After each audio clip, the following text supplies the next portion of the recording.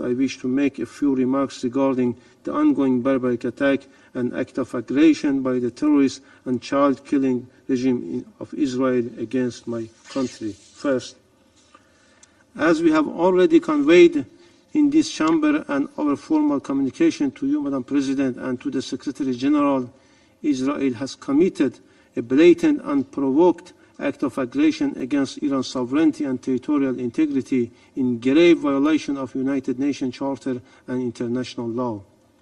These ongoing terrorist attacks deliberately targeted civilian infrastructure and peaceful nuclear facilities under the full IAEA safeguard, posing a serious risk of catastrophic consequences. Israel launched indiscriminate strikes against densely populated cities.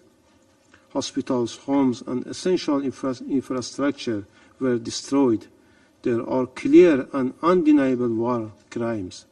Second, in response, Iran exercised its inherent right to self-defense in accordance with Article 51 of the UN Charter to protect its people and vital national interest. Our response was defensive, limited, and proportionate, targeting only military and economic assets directly involved in the aggression. Iran does not seek escalation, but we will not hesitate to defend our people's sovereignty and territorial integrity. Third, let me be clear, Iran did not start this war. Israel launched this aggression, emboldened by a green light from the United States. Israeli claim of preemptive self-defense is legally unfounded and, if normalized, would seriously undermine one of the most fundamental principles of the Charter, the prohibition of the use of force. As such, the false narrative of an existential threat as invoked by Israeli and supported by some Western countries is nothing more than a cover-up to justify aggression and obscure Israeli atrocities. Once again, we are witnessing the dangerous reversal of roles where the aggressor is shielded and the victim is blamed. The same shameful pattern that the world has seen unfold in Gaza is now being repeated. This double standard is a moral and legal failure, one that will tarnish the records of those Western countries, especially the US, UK, and France, who have attempted to justify this flagrant violation. Their cynical position are undermining the credibility of this Council and very principles of UN Charter. Fourth, the only country capable of stopping Israeli crimes and aggression is the United States.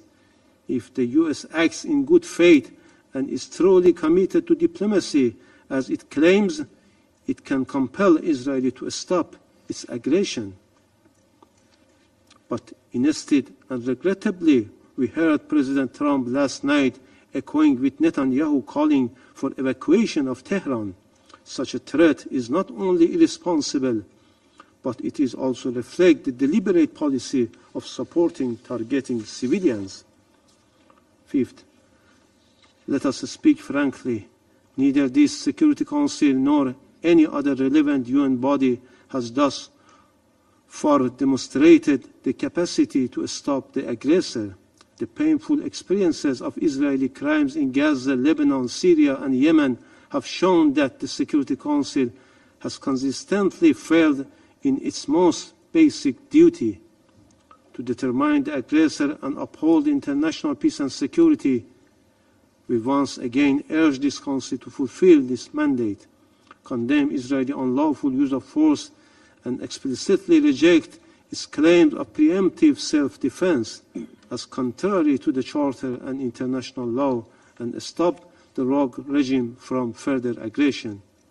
Finally, Iran will continue to act under international law, but unless the Security Council acts decisively or unless the international community steps in to stop the aggressor, Iran will continue to defend its sovereignty and its people with determination.